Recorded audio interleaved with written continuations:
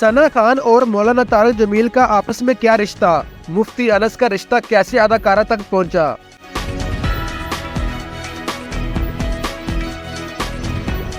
इस्लाम की खातिर बॉलीवुड की चकाचौंध छोड़कर हिजाब अपनाने वाली साबका अदाकारा सना खान ने इंकशाफ किया है कि मुफ्ती अनस का रिश्ता इन तक मौलाना तारिक जमील की वॉइस नोट में पहुंचा था, जिसे सुनकर वो हैरान रह गई थी।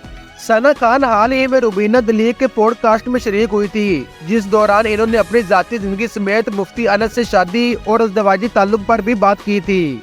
एक सवाल के जवाब में सना खान ने बताया कि शादी से कबल मुझे अपने शौहर मुफ्ती अनस के जरिए मौलाना तारिक जमील की वॉइस नोट मौसूल हुई थी, जिसमें इन्होंने कहा था कि आप शादी के बारे में सोचिए और अगर आप इजाजत दें तो हम भी आपके लिए रिश्ता तलाश कर सकते हैं, या फिर आप मुफ्ती अनस से भी शादी पर गौर कर सकती हैं।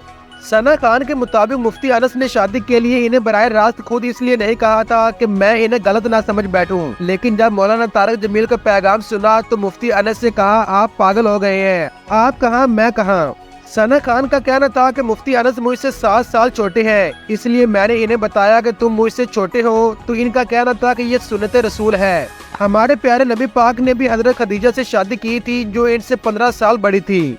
याद रहे कि सना खान ने 2020 में बॉलीवुड को खैरबाद कह दिया था और 2021 में मुफ्ती अनस से शादी की थी। शादी के बाद सना खान खुशगवार जिंदगी गुजार रही हैं। गुज़श्ता साल सना खान और मुफ्ती अनस के यहाँ बेटे की वलादत हुई थी, जिसका नाम भी दोनों ने तारिक जमील ही रखा है।